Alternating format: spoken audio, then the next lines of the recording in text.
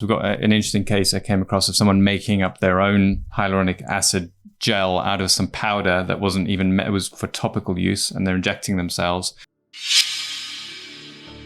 And can we mix fillers in one face? There's no data to say there's a problem with that. So most people will make a first principle decision, which is these fillers are so similar that it's very unlikely that there's going to be interaction. They're basically mainly hyaluronic acid. And even if it's not hyaluronic acid, is there any chemical reaction that you can think of? Probably not.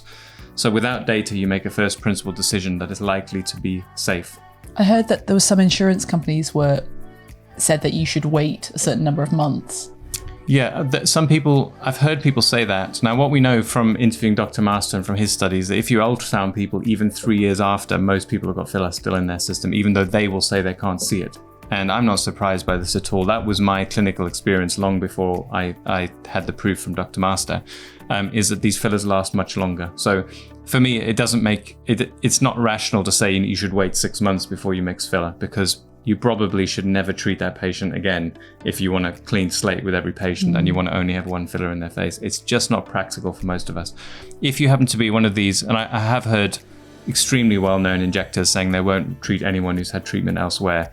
Now, most of us do not have that luxury to be rejecting 50% of your patients. Now, if you have a queue and a waiting list 3 years long, maybe you can do that. But most of us have to be reasonable and make a risk assessment. Is there a known problem? No. Could there be a problem? Possibly, but is it likely based on what you know about those products? No. If there is a problem, what are you going to do to solve it? Well, we're going to use hyaluronidase. If it's a hyaluronic acid filler, it's very similar to whatever you're using on the day, then I feel like it's reasonable to mix products in a practical sense. The other thing that we used to say, and this is going back years, is that you shouldn't mix products because if you did, then if there was a problem, the manufacturers would say, well, it's not my filler, Gov. And then the other manufacturer would say, well, that's not my filler, how do you know? But again, I feel like that's maybe moved on a bit, because I'm not sure that the manufacturers sort of do all that much to help in difficult situations anyway. Well, the thing that you're really worried about in that situation is someone buying stuff off the internet or injecting themselves. We've got an interesting case I came across of someone making up their own hyaluronic acid gel out of some powder that wasn't even, it was for topical use, and they're injecting themselves.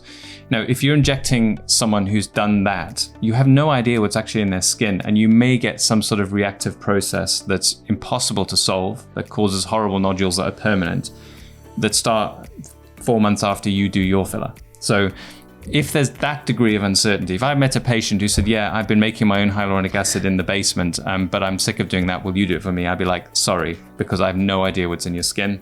And when you have a problem, or if you have a problem, I won't know what to do, and we won't know if it's my product or yours, and I'll be lost. So for that reason, I'm out of that situation. So that's very different. But I'm talking about a good patient who's gone to reasonable clinics, who's had a different brand of product. That is within the realm of risk I'm happy to take. But maybe not to mix types of filler like Radiesse, Sculptra, hyaluronic acid. Well, even that, if you know what you're dealing with, you can get around some of it with documentation. Now, some of these products, there is a different type of reaction you may get with Sculptra. I've certainly seen a patient with reactive nodules. I think it's less common now than it used to be, because I think they either changed the formula or how it's administered. But anyway, if you've got a good documentation of where the filler is placed, and Sculptra is usually placed differently. That's one case we had. We knew it wasn't ours because we had a good documentation of where our treatment was and where the reactive nodules were. You could still, but you're right, it's into a slightly different realm of risk when you're mixing different categories of filler, which may have different reactions, particularly if that reaction is harder to solve. A permanent nodule is a much worse problem, and if you're injecting something that may cause a permanent problem in a year after your treatment, then you're taking a significantly bigger risk than if it's just hyaluronic acid, the same as what you already use.